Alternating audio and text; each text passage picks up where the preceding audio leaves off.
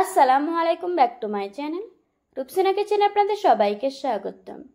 যত রকমের নাস্তা খেয়েছেন তার মধ্যে সবথেকে সহজ এবং সেরা স্বাদের নতুন ধরনের নাস্তা।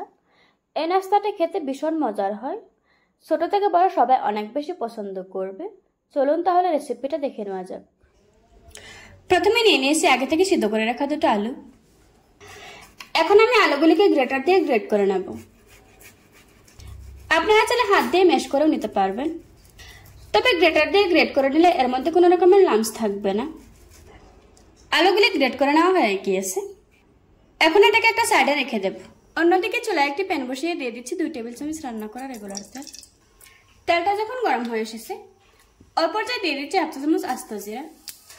এখন একটু নেড়ে চেড়ে দিয়ে দিচ্ছি বড় সাইজের একটা পেঁয়াজ কুচি। এবার আমি পেঁয়াজটাকে হালকা ব্রাউন কালার করে ভেজে নেব। পেঁয়াজটা যখন এরকম হালকা ব্রাউন কালার হয়ে যাবে ওই পর্যায়ে দিয়ে দিচ্ছি 1.5 কাপ পানি। এখন আমি পানিতে বলক আসার জন্য অপেক্ষা করব। কিছুক্ষণ পর পানিতে যখন খুব ভালোভাবে বলক চলে এসেছে ওই পর্যায়ে দিয়ে দিচ্ছি 1/2 চামচ লাল মরিচের গুঁড়া। এখন একটু নেড়ে চেড়ে দিয়ে দিচ্ছি 1/2 কাপ সুজি। সুজিটা দেওয়ার পর সাথে সাথে নেড়ে দিতে হবে, তা না হলে দলা পেকে যেতে পারে। দিয়ে দিচ্ছি স্বাদ মতো লবণ। এখন একটু নেড়ে চেড়ে সবকিছু খুব ভালোভাবে মিশিয়ে নেব। মেশানো হয়ে গিয়েছে, এখন আমি চুলার আঁচ মিডিয়ামে রেখে কিছুক্ষণ রান্না করে নেব। এই সময় নাড়া বন্ধ করা যাবে না, তা না হলে নিচে লেগে যেতে পারে। কিছুক্ষণ পর দেখা যাবে সুজির এই মিশ্রণটা ডোয়ে পরিণত হয়েছে। ওই পর্যায়ে দিয়ে দিচ্ছি আগে থেকে সিদ্ধ করে রাখা আলু, আর দিয়ে দিচ্ছি কিছু কাঁচামরিচ।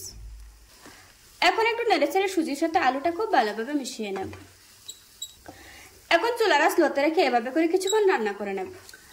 যখন দেখবেন সুজির এই ডোটা প্যানের সাথে আর লেগে যাচ্ছে না ওই পর্যায়ে দিয়ে দিচ্ছি 1/2 চামচ জিরার গুঁড়া, সেই সাথে দিয়ে দিচ্ছি 1/2 চামচ গরম মশলার গুঁড়া। এখন আমি সুজির সাথে মশলাগুলি খুব ভালোভাবে মিশিয়ে নেব। মেশানো হয়ে গিয়েছে, এবার একটু নেড়ে চেড়ে চুলা থেকে নামিয়ে নেব। সুজির ডোটাকে আমি বাটিতে নিয়ে নিয়েছি। এবার এর মধ্যে দিয়ে দিচ্ছি 1 টেবিল চামচ কর্নফ্লাওয়ার। এখন আমি ডোটাকে খুব ভালোভাবে মুথে নেব, তার জন্য হাতে একটু তেল লাগিয়ে নিয়েছি। হালকা গরম থাকা অবস্থায় মুথে নিতে হবে। আমার ডোটা খুব ভালোভাবে তৈরি করা হয়ে গিয়েছে।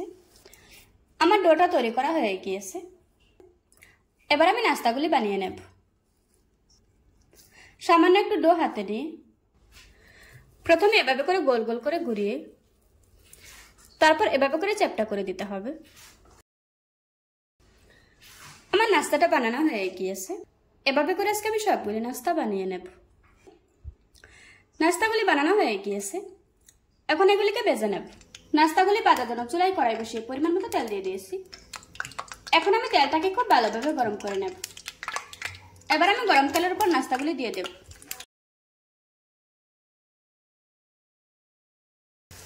নাস্তাগুলি ছেড়ে দেওয়ার পর চুলার আঁচ হাই হিটে রাখতে হবে।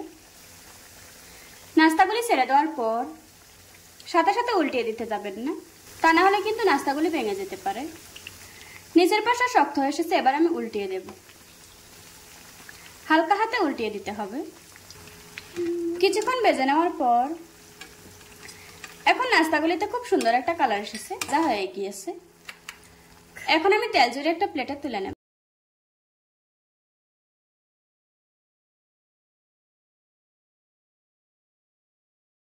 এভাবে করে আজকে আমি সবগুলি নাস্তা ভেজে নেব। দেখুন বন্ধুরা, আমার নাস্তাগুলি বানানো হয়ে গিয়েছে। একটা ভেঙে আপনাদের সাথে শেয়ার করছি। আশা করছি আজকের এই সহজ রেসিপিটা আপনাদের কাছে ভালো লাগবে। ভালো লাগলে আমার চ্যানেলটা সাবস্ক্রাইব করে পাশে থাকা বেল বাটনটি অন করে রাখবেন। আবারও কথা হচ্ছে নতুন কোনো ভিডিওতে।